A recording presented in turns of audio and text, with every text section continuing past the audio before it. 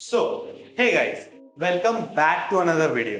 आज की वीडियो में हम बात करने वाले हैं हमारे बोर्ड पे रखे हुए एक क्वेश्चन के बारे में कि why mock test are important. ठीक है, आर लिखना मैं भूल गया, but why mock test are important इस बारे में हम बात करेंगे।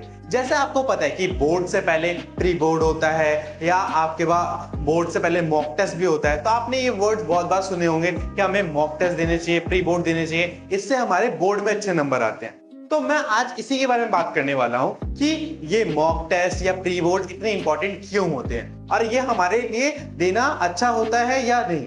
ठीक है, तो ज्यादा टाइम वेस्ट ना करते हुए जल्दी से स्टार्ट करते हैं आज की हमारी वीडियो को। और मैं आपको सिंपली 5 पॉइंट्स में समझाऊंगा कि मॉक टेस्ट हमारे लिए क्यों इंपॉर्टेंट होते हैं। तो पॉइंट नंबर 1 कि मॉक टेस्ट हमें देना चाहिए या नहीं देना चाहिए। बिल्कुल देना चाहिए, चाहे आपकी प्रिपरेशन कितनी भी हुई हो, आपको मॉक टेस्ट हमेशा देना चाहिए, क्योंकि मॉक टेस्ट ही ऐसे होते हैं जो हमें ये बताते हैं कि हमारी प्रिपरेशन कितनी हो रखी है। अगर हम बिना मॉक टेस्ट दिए ही हम पता कर लें कि हमें इतना आता है इतना, तो ये पॉसिबल नहीं है। ठीक है, कि हम जब तक हम अपने आप को जज नहीं करेंगे, और जज कौन करता है, ये मॉक टेस्ट ही हमें जज करता है कि हमारी रिवीजन कितनी हुई है और कितनी बाकी है, कि कौन से चैप्टर हमारे वीक है, कौन से चैप्टर हमारे अभी और बहुत ज्यादा स्ट्रॉन्ग है।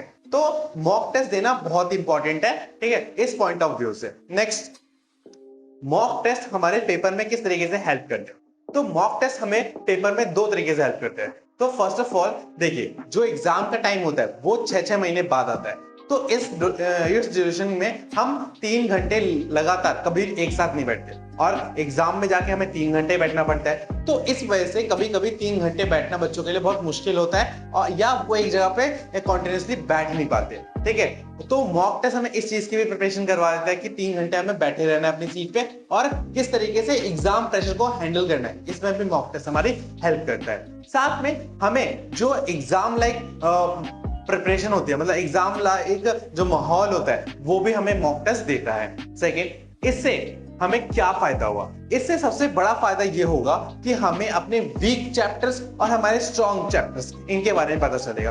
वीक चैप्टर्स मतलब मॉक टेस्ट में कुछ क्वेश्चन ऐसे होंगे जो बिल्कुल आपसे हो ही नहीं रहे। इसका मतलब वो जिस चैप्टर से आए हैं वो चैप्टर आपको बिल्कुल भी नहीं आते, या वो आपके वीक जोन में है। ठीक है, बट मॉक में ऐसे कुछ क्वेश्चन होंगे जिनको आप देखते ही सॉल्व कर दोगे, और जिनके आंसर भी आपको रटे होंगे, मतलब उनको आंसर, क्वेश्चन देखते हैं आपको आंसर पता चल रहा है। तो ऐसे चैप्टर जो होते हैं वो आपके स्ट्रॉन्ग जोन होते हैं। तो मॉक टेस्ट इन्हीं दोनों में डिफरेंशिएट करने में हेल्प करता है। और जैसे आपको पता चल गया कि मेरी वीकनेस क्या है और मेरी स्ट्रेंथ क्या है, तो जब एक इंसान को अपनी वीकनेस और स्ट्रेंथ के बारे में पता चल जाता है, तो वो अपने आप को और ज्यादा इनहैंस कर सकता है, इंप्रूव कर सकता है।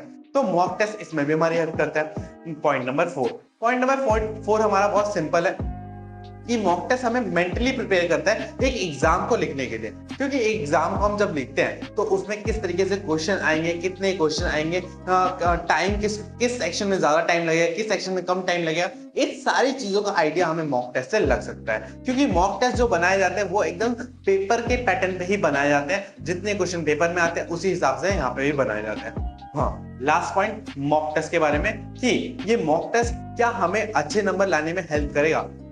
तो इसका आंसर है श्योर। अगर आप अपने मॉक टेस्ट को अच्छे से एनालाइज करते हैं, ये नहीं कि आपने मॉक टेस्ट दिया उसके बाद उसको दोबारा खोल के नहीं देखा। मोस्ट ऑफ द बच्चे यही गलती करते हैं और बोलते हैं मॉक टेस्ट देने के बाद भी मेरे नंबर नहीं है। तो नंबर आपके इसलिए नहीं आ पाते क्योंकि आप अपने मॉक टेस्ट देने के बाद उनको एनालाइज नहीं करते।